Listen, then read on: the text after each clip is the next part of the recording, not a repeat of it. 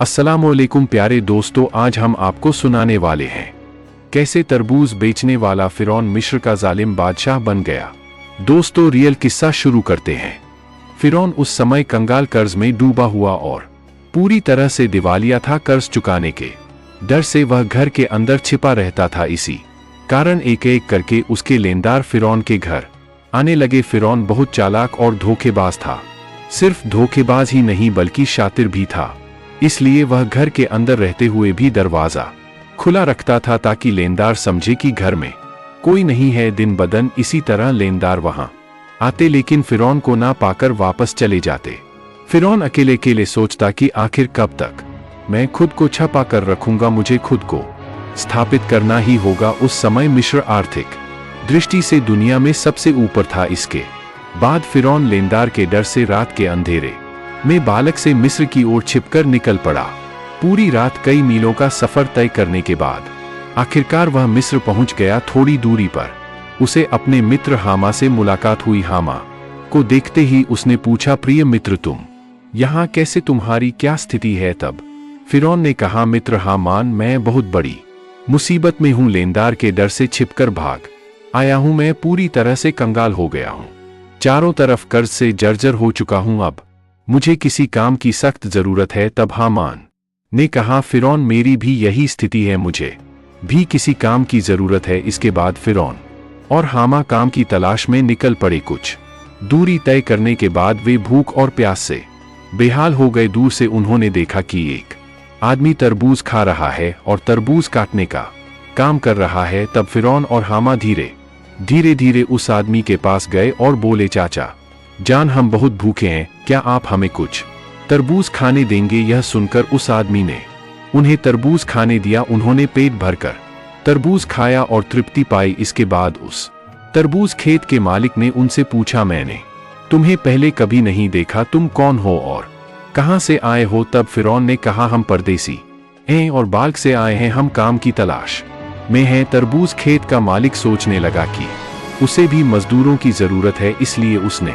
उनसे पूछा, क्या तुम मेरे यहाँ काम करोगे? हामान ने कहा, हाँ, हम जरूर काम करेंगे। तब तरबूज खेत के मालिक ने कहा, अगर तुम मेरे यहाँ काम करोगे तो ईमानदारी से काम करना होगा, चोरी नहीं कर सकते। फिरौन धोखेबाज था, इसलिए उसने चालाकी से कहा, मैंने कभी जीवन में झूठ नहीं बोला और चोरी तो बहुत दूर की बात है। इस तरह फिरौन और उसका दोस्त हामा तरबूज खेत के मालिक का विश्वास जीतकर काम पर लग गए। अगले दिन से फिरौन और हामा तरबूज लेकर बाजार जाने लगे। बाजार में तरबूज अधिक दाम पर बेचते और मालिक को अधिक मुनाफा दिखाते। इस तरह वे धीरे धीरे मालिक का और भी अधिक विश्वास जीतने लगे। काफी दिन बीत गए। एक दिन फिरौन ने उस खेत के मालिक से कहा, चाचा जान, आप तरबूज मुझे पीस के हिसाब से बेचे तो आपको और ज्यादा मुनाफा होगा। खेत का मालिक उसकी बात मान गया। इसके बाद अगले दिन से फिरौन तरबूज लेकर फिर से बाजार में बेचने के लिए जाने लगा। फिरौन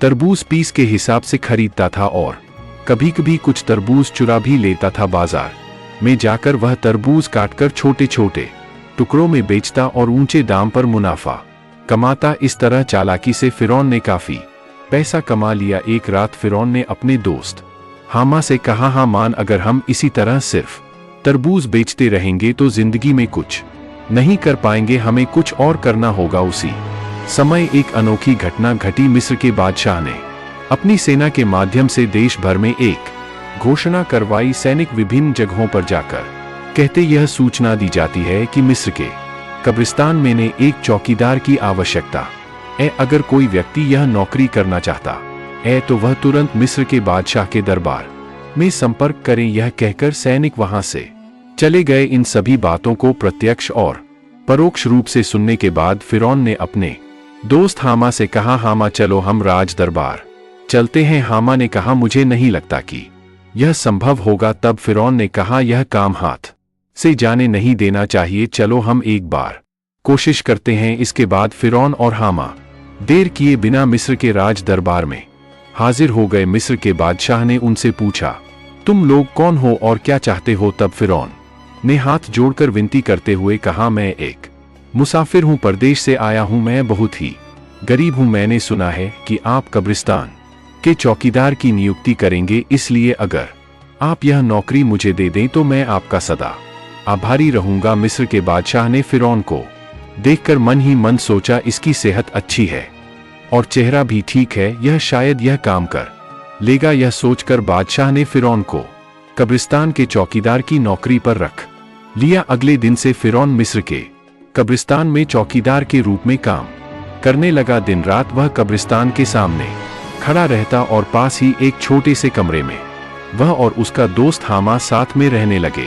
एक रात कुछ लोग एक मृत शरीर को दफनाने आए, लेकिन फिरौन ने उन्हें रोक दिया और कब्रिस्तान में अंदर जाने नहीं दिया। तब उन्होंने पूछा, मामला क्या है, आप लाश दफनाने से क्यों रोक रहे हैं? दरअसल फिरौन धोखेबाज और शातिर था, इसलिए उसने चालाकी से कहा, क्या आपने सुना नहीं, मिस्र के बादशाह ने नया कानून बनाया है, मृत शरीर को दफनाने के लिए एक सोने का सिक्का देना होगा। उन लोगों ने फिरौन की बात पर विश्वास कर लिया और उसे एक सोने का सिक्का देकर लाश दफन की।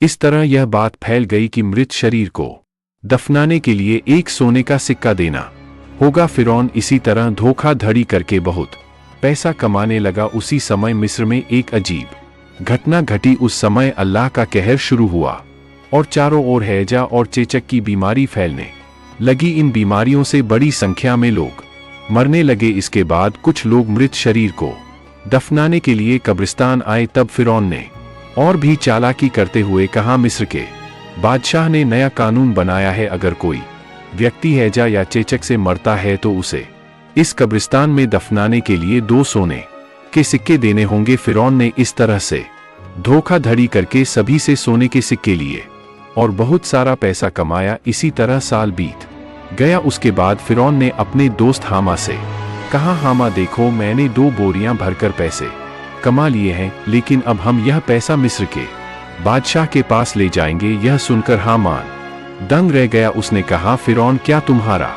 दिमाग खराब हो गया है? जिस पैसे के लिए तुमने इतनी मेहनत की, सबसे धोखाधड़ी की, और अब वह पैसा तुम आखिरकार बादशाह को दे दोगे?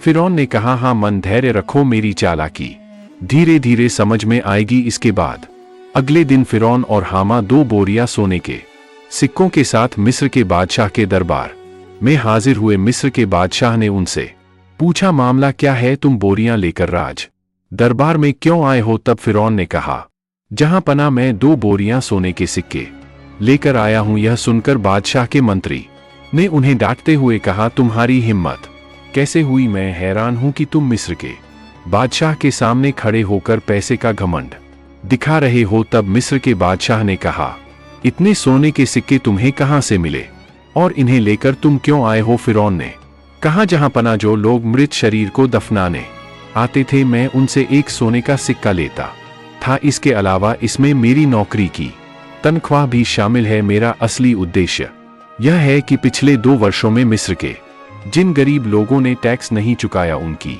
तरफ से मैं यह सोने के सिक्के आपको दे रहा हूं। आप कृपया उनका टैक्स माफ कर दीजिए। यह सुनकर वहां मौजूद सभी लोग हैरान रह गए। मिस्र के बादशाह उनके इस काम से बहुत प्रभावित हुए और फिर फिरौन पर विशेष ध्यान देने लगे। फिरौन ने पहले मिस्र के बादशाह, फिर मिस्र के लोगों का दिल जीत लिया। एक दिन मिस्र के बादशाह का बुढ़ापे के कारण देहात हो गया। चारों ओर लोग चिंतित हो गए कि अब दूसरा रसेस मिस्र का बादशाह कौन बनेगा। कुछ दिनों बाद राज दरबार में एक आपात बैठक बुलाई गई। वहां उपस्थित विद्वानों में से एक ने कहा, मिस्र के सिंहासन को इस तरह खाली नहीं छोड़ा जा सकता। कौन मिस्र का अगला बादशाह होगा, इस पर आप सब विचार करके सुझाव दें। तब वहां उपस्थित एक व्यक्ति ने कहा, हुजूर, हमें लगता है कि जो लड़का कब्रिस्तान का चौकीदार है, यानी फिरौन, वह शारीरिक रूप से स्वस्थ है और बहुत अच्छा भी है। वह जनता का भी ख्याल रखता है। हमें लगता है कि उसे बादशाह बनाया जाना चाहिए।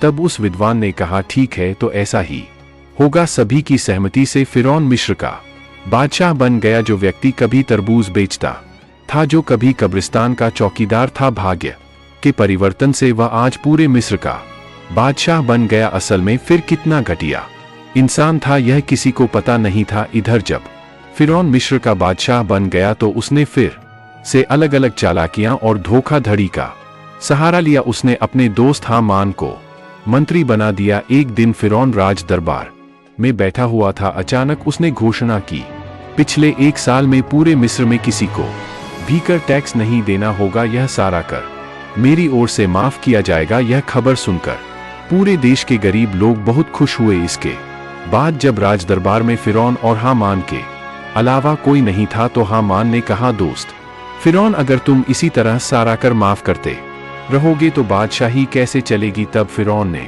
कहा, हामान धैर्य रखो, इसके बाद मैं ऐसी चालाकी करूंगा कि हम पूरी दुनिया के बादशाह बन जाएंगे। ऐसी कोई ताकत नहीं होगी जो हमें हरा सके। इसके लिए बस बुद्धि का इस्तेमाल करना होगा। यह कहकर दोनों वहां से चले गए। अगले दिन से पूरे मिस्र में फिरौन का नाम चर्चा में आने लगा। इस दौरान हामान ने फिरौन को बुलाकर कहा, दोस्त फिरौन, अगर तुम हमेशा बादशाह बने रहना चाहते हो तो कुछ काम करना बेहद जरूरी होगा। तब फिरौन ने कहा, क्या काम। इसके बाद हामान ने उसे एक एक कर सारी बातें बता दी। इसके बाद फिरौन ने राज दरबार में एक आपात बैठक आयोजित की।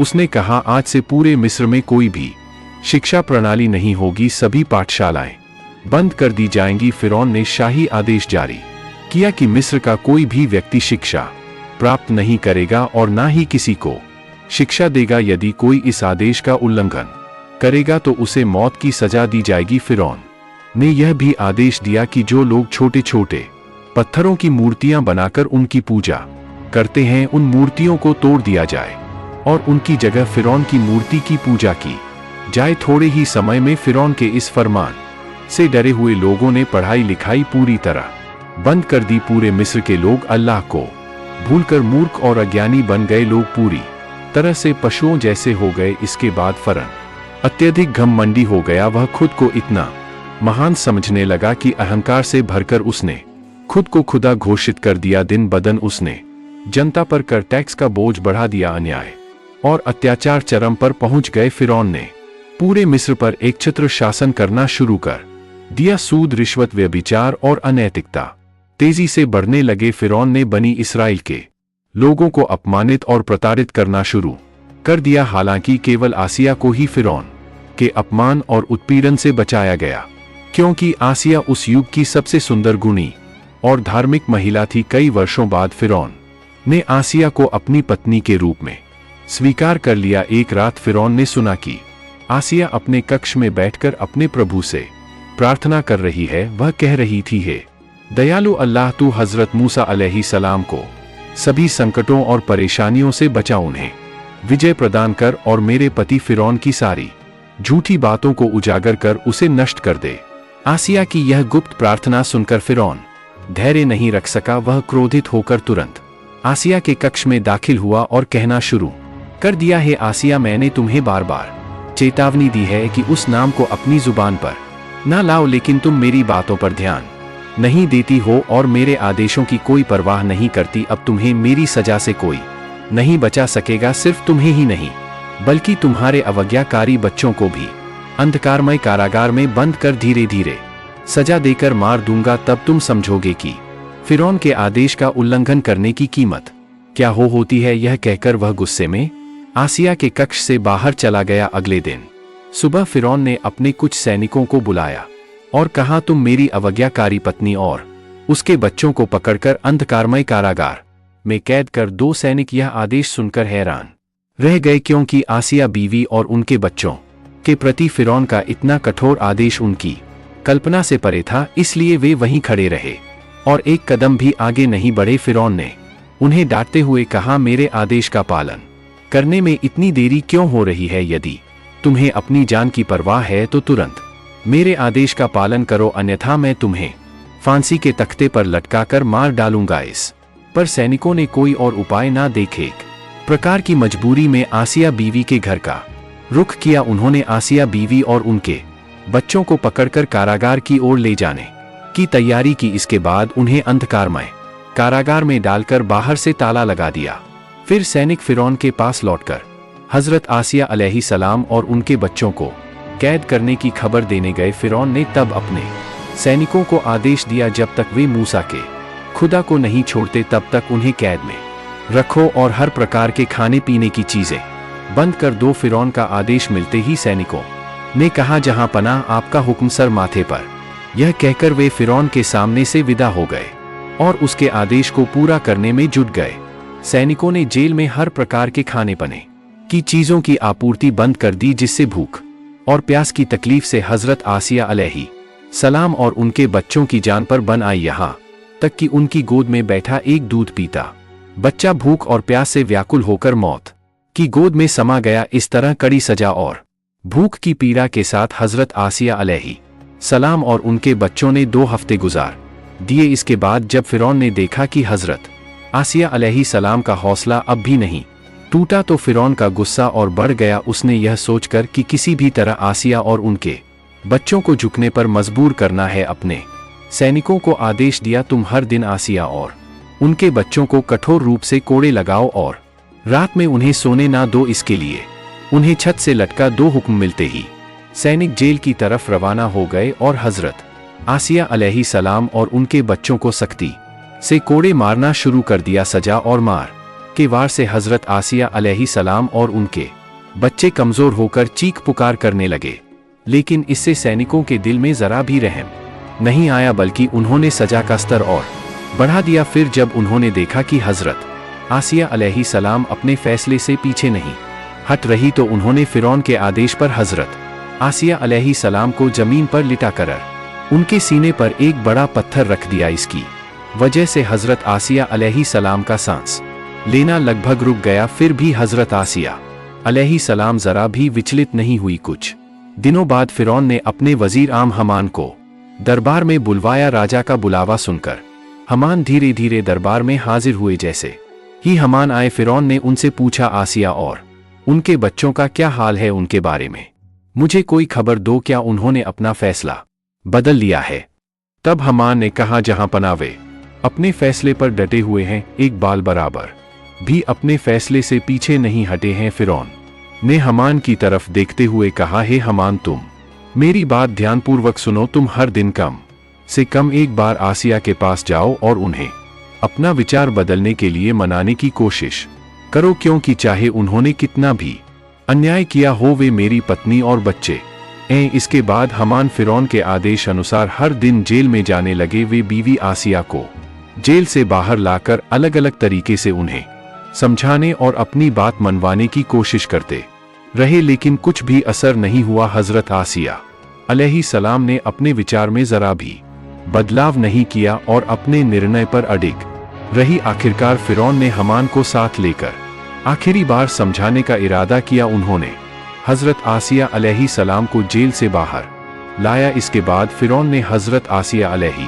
सलाम की ओर मुखातिब होकर कहा, हे आसिया, तुम जानती हो कि मैं तुमसे कितना प्यार करता हूं। मैं तुम्हारा पति हूं और तुम। इसी समय हजरत आसिया अलैहि सलाम ने आसमान की ओर नजर उठाई और अल्लाह ताला से मुखातिब होकर कहा, ए रहमतों वाले मेरे परवरदिगार, सिर्फ आपकी मोहब्बत में डूबकर मैंने दुनिया की तमाम आराम और ऐशो आराम को छोड़ दिया है। मालिक, आपकी तरफ अपने ईमान को मजबूत रखने के लिए मैंने अपनी इज्जत को कुर्बान कर दिया है। ए रहम दिल, रहमान और रहीम, मुझे इसमें जरा भी दुख या तकलीफ नहीं है, लेकिन इस दुनिया से रुखसत होते हुए आखिरी लम्हों में मैं आपसे सिर्फ एक गुजारिश करती हूँ, कयामत के खौफनाक वक्त में आप मुझसे राजी और खुश रहिएगा। हजरत आसिया अलैहि सलाम जब यह बातें दिल की गहराइयों से कह रही थी, तभी अल्लाह ताला ने अपनी रहमत से खुश होकर फरिश्तों के जरिए हजरत आसिया अलैहि सलाम के सामने जन्नतुल फिरदौस को पेश कर दिया। हजरत आसिया अलैहि सलाम ने जन्नतुल फिरदौस को देखते ही अपने अंदर से रूह को आजाद कर दिया और वह जन्नत की मेहमान बन के रह गईं। उम्मीद करता हूँ आप सबको वीडियो अच्छी लगी होगी। आप सब हमारे चैनल को सब्सक्राइब करें।